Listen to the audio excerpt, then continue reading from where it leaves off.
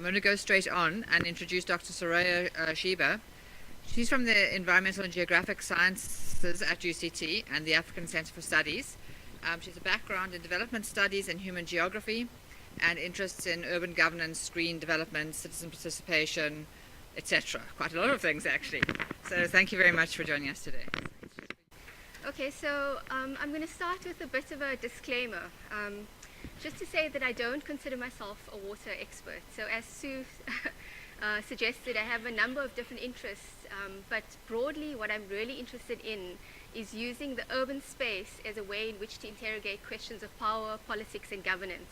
And so the work that I'm going to be talking about today relates to my PhD, which I completed about just over 2 years ago. And since then I've actually been doing a whole range of other work within the urban space, so not water related. Nonetheless, I think what I'll present today, it's a historical study, but it has a lot of relevance for the current context and what we are seeing in Cape Town with reference to the water crisis. So the case study that I'll be talking about is the emergence of a drought crisis in the Knysna Local Municipality, followed by the continuation of the crisis or the spreading of the crisis from the Knysna Local Municipality into the Eden District Municipality, and the response, or the predominant response, which was the adoption of desalination technology. So what I'm really interested in interrogating is tracing this movement from crisis into solution. And similar to what Nikiwe was saying, I use some of the same kind of thinking, of assemblage thinking, and trying to open up multiple readings of how we understand crisis and how we understand solutions, including interrogating the dominant representation and then trying to read alternative ways of understanding crisis and alternative ways of understanding solutions, and trying to see how these multiple readings come up against each other and how, in a sense, they are also productive, how the multiple readings themselves are productive materially as much as representation is productive. So I'll begin just by introducing you to the desalination industry and how it then became something that grew in South Africa. So conventional wisdom suggests that we live in an age of permanent scarcity, with the last few years having witnessed the growth in the sense of urgency within public discourse as well as in political debate. The contemporary water governance response to this threat of scarcity has mirrored that of the environmental threat in general, which is through the enrollment of a variety of managerial and technological innovations, including desalination technology as one form of response. So not the only, but one form of response. So most of the desalination technology has predominantly been seen in the Middle East and in other countries where South Africa has adopted desalination to a very minimal extent. However, it has begun to expand, especially in the last few years, and especially as a result of the crisis within the Knysna Local Municipality, followed by the entire region, the Eden District Municipality.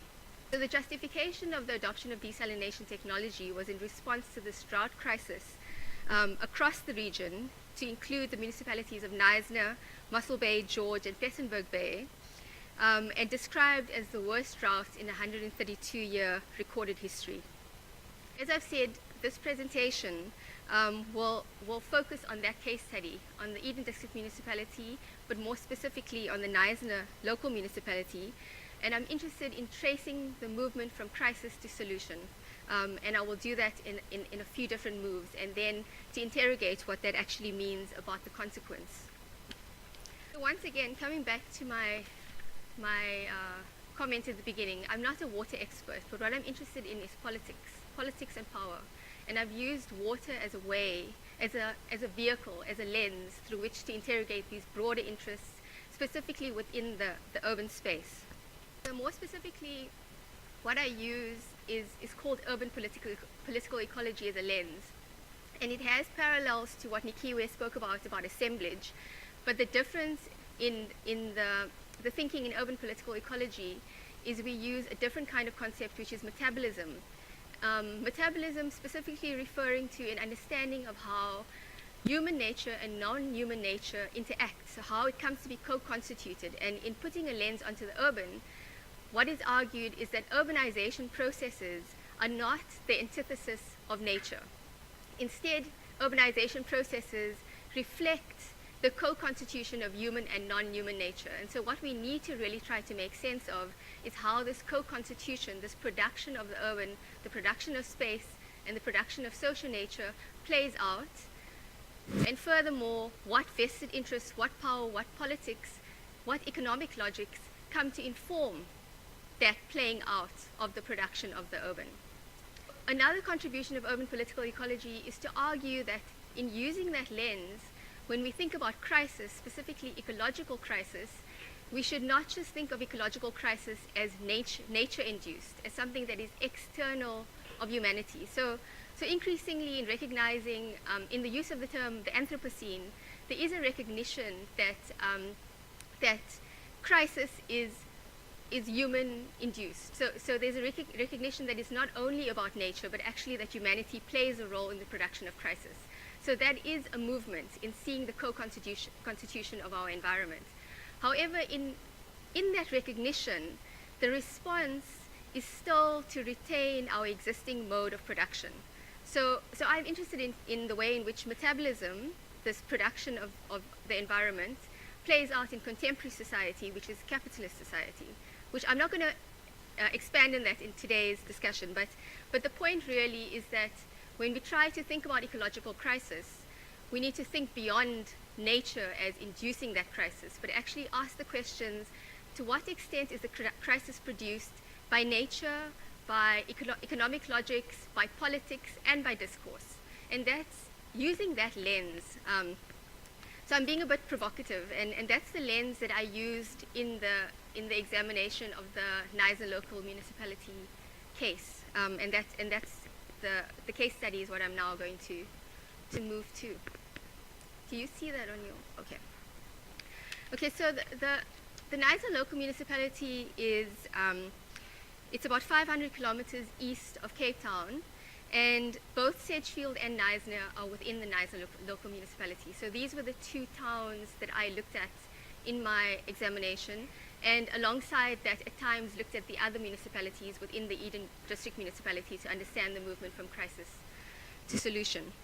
So the onset of the crisis began really in SEDGEFIELD in January 2009, and is widely cited as the first indicator of an impending drought that then spread throughout the EDM region.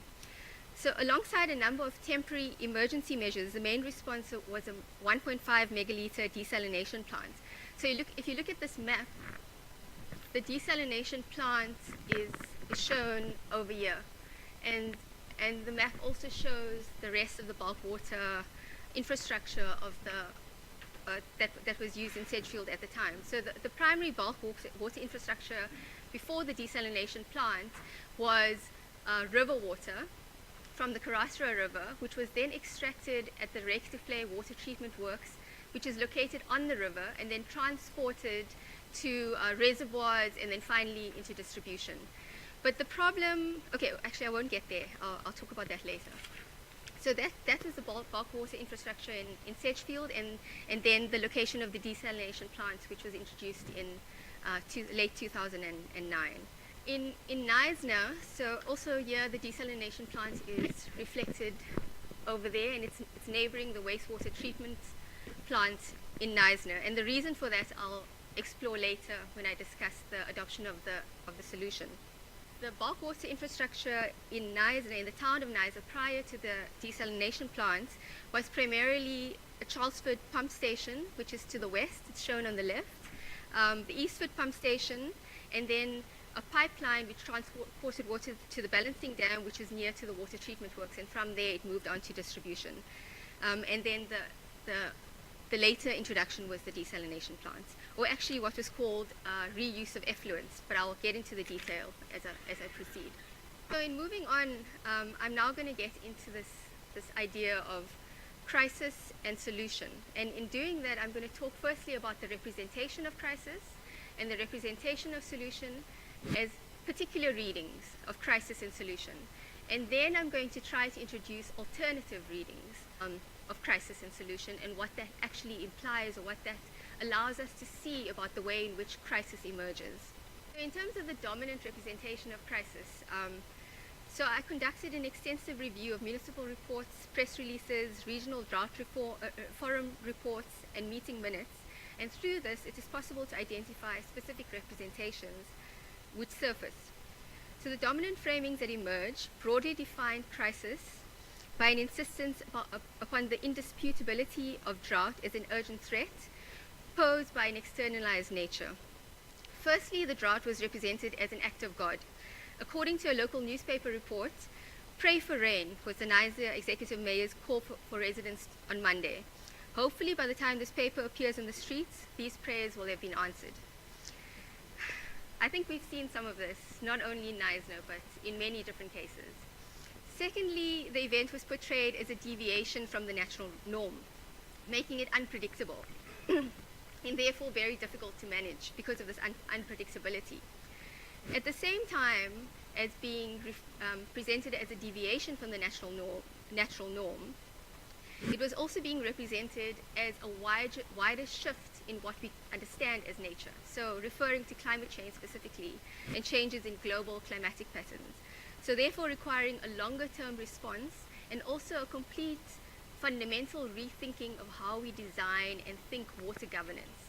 So there was this parallel argument that because climate change is suggesting such a change in how nature functions, we also need to fundamentally change how we govern that nature. Alongside the centrality of climate change, a further consensus was on the undeniable reality and urgency of the drought threat. And in doing so, this undeniable reality, we then move on to how the solution came to be represented. With climate change in particular surfacing as central within the crisis narrative, this led to the perspective that rainfall and surface water sources were therefore unreliable, consequently supporting the adoption of desalination technology as imperative. In other words, there was an argument that there is no alternative. If surface water is no longer reliable, if rainfall is no longer reliable, what we need to do is to have responses that are equally distinctive, different from what we've done so far, move from business as usual, and an insistence that there is no alternative but to do that, despite desalination being such an expensive form of water production. There are a number of other elements to this representation of solution. One which I'll highlight, because when we look at these alternative readings, you see how it is a representation, but it can be challenged. This representation can be challenged. It's the argument that desalination provides an insurance policy against risk. So in other words, it was emphasized that the technology offered a reliable water source, functioning as an insurance policy for future water supply. So the argument was that it offers future water security in a context where water security is no longer guaranteed. So how was this representation of crisis and this representation of solution solidified, leading consequently to the adoption of desalination? There were a number of different processes that supported this, and this table summarizes some of the key events in the intergovernmental engagements that sort of supported the solidification both of the discourse or the representation of crisis and solution, and consequently the adoption of desalination. However, within this list of events and key moments, there were a few significant aspects that come out. The first is the declaration of a disaster. And in moving towards the declaration of a disaster, there were a few mechanisms that were central. There was the provincial drought management meetings and the drought decision support team. And collectively, these really drove the process and the acceptance of the drought as a crisis and led to the declaration of the disaster. And the declaration of the disaster was key for two reasons. The first is that it produced a consensus on what exactly the drought meant. So initially there was multiple language on the drought, or a narrative on the drought, but this declaration of a disaster produced a consensus on what that meant. The other thing that it did is that it unlocked funding. So that was really key. In total, it unlocked 572 million rand for the EDM. Another key component was the environmental legislation. So exceptional legislation within the EIA was utilized in order to allow the fast tracking of the desalination plant. But the point that I want to make is that for both for the declaration of disaster and for the fast tracking of the environmental process, what was key was the narrative of urgency. So the insistence that actually this was a crisis and we had to respond. What I then wanted to do was to, in relation to this narrative of crisis and solution, to interrogate that. And in interrogating it, what emerges is, if you look at the historical augmentation scheme in the period just prior to the crisis, there was already an attempt to respond to what was already defined as a crisis within the Knysna Local Municipality in 2004 already. And the factors that were identified was a mismatch between supply and demand, and this is the threat of salinity at the Rekeseflei water treatment works. Because of its location on the river, there was always a risk of saline contamination. So these were the two reasons that were identified as why the water supply in the area was already seen as problematic, or that it was a state of crisis. And that was a number of years before the drought crisis. However, the scheme was ultimately cancelled over a number of issues, including the inability to receive environmental approvals, water abstraction licenses, and all of these factors led to increased costs, so that ultimately the scheme was cancelled only a few months prior to the emergence of the drought. And when you look at the Disaster Management Centre's report on the drought situation, what it states is that the problem was mainly due to the salinity of the water at the Rekeseflei water treatment works. So in other words, instead of the claim that the water had dried up, it was actually the historical problem of the salinity linked to the precarious location of the Rekeseflei water treatment works that acted as the trigger for the crisis. And that was never part of the dominant narrative of what the crisis, on the emergence of the crisis. So the point I'm really trying to make is that there's a disjuncture between the representation of crisis and if one does a historical reading of the crisis. The historical reading of the crisis points much more to governance issues, an inability to secure funding, an inability to secure environmental approvals, water abstraction licenses, etc. And all of these cumulatively add up to the existing, already identified difficulties not being responded to and acting as a trigger for crisis. But it was the narrative of crisis, and climate change is really driving crisis that led to the unlocking of funding. But in the unlocking of funding, what that did was it came with conditionality. So there are two things that I want to point to. The one is the conditionality on when to spend. Because of the disaster declaration and the sense of urgency, the conditionality on when to spend meant that they had to act very quickly. The other conditionality was the conditionality on what to spend on. So Knysna had committed to spending on a reuse of effluent plants, but they later realized that the effluent was not at a standard where they could actually engage in a reuse of effluents project. So instead they went about, they engaged in a creative re-engineering, if you could put it that way. So as I mentioned, the desalination plant is located next to the wastewater treatment works. So what they did was they drilled a number of boreholes and extracted water from the boreholes, which were quite close to the wastewater treatment works, and then pumped that water into the desalination plant, allowing for the argument that this was reuse of effluent. Therefore, they were still meeting the conditionality of the grant. Otherwise, the funding would have been lost. But that in itself had consequences. So the urgency to spend, that they had to move very, very quickly, and the urgency and the sense that they needed to spend on a particular kind of project and then re-engineering that project meant that the boreholes were not tested and the quality of the water was not tested sufficiently. Ultimately, the water that fed into the plant was not of the correct quality in relation to the design of the plant. And as far as I know, that plant has never operated. As a result of that problem, which is essentially a mismatch between the design and what is actually needed. But that was driven by all of the factors I've outlined. So there's a clear link between the funding, the narrative of urgency, the way in which the funding was assembled, the conditionality attached to that, and how that played out in the way in which the project came to be designed and constituted. So the effect is that you move from crisis into solution, back into crisis. So there's a circularity to that. I won't go into the costs, except to say that they are ongoing operating and maintenance costs, regardless of whether the plant is operated or not, which is significant if you think about it's not just about the capital costs, they are operating and maintenance costs. And then the final point I want to make is that given that I've highlighted that there was a gap between the representation of crisis and the actual historical materiality of crisis, this does beg the question, why? Why was this gap maintained? And there were a number of reasons, and I don't want to suggest that what I'm pointing to are the only reasons, but I do argue, or want to argue, that alongside this movement from crisis to solution, there was also a parallel movement from crisis to opportunity. And when I talk about opportunity, I'm not talking about the opportunity that was referred to in earlier discussions. I'm talking about opportunity for vested interests. So specifically, there are a few different stakeholders that I can point to in making that argument, but the one that I want to refer to is the desalination industry. So in interviews that I've done with a number of stakeholders, it emerged that the desalination industry across that region had been trying to enter into the municipal market for a number of years, but there wasn't an opening until that moment.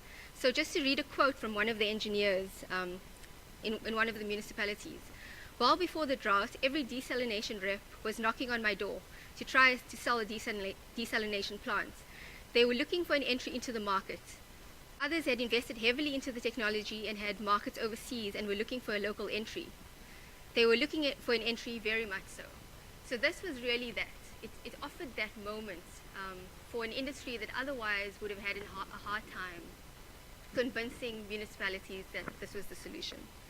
Just to conclude, I've spoken in detail about one case study, but what I really hope to have provoked are a couple of things. Firstly, to suggest that when we think about crisis, we should think beyond nature, which is not to say that I'm not arguing that climate change is not a reality. What I'm arguing is that we need to have a much more nuanced analysis of crisis. We need to think about crisis as nature-induced, as well as encapsulating a whole number of other factors, including economic logics, including politics. And if we do that kind of reading, we recognize that the way in which we think about solutions fundamentally changes. And also, what I want to say is that the way in which crisis gets to be represented, firstly, the representation of crisis itself is something that is informed by power. Who has the power to inform? That is a question that we need to ask. Who has the power to represent? And then the way in which representation takes place informs the solutions that can be supported. If we had to do a complete rereading of this crisis in the way that I had presented it, different solutions would emerge. So there was a silencing of particular understandings of crisis and particular readings of crisis, and that was very productive for certain actors.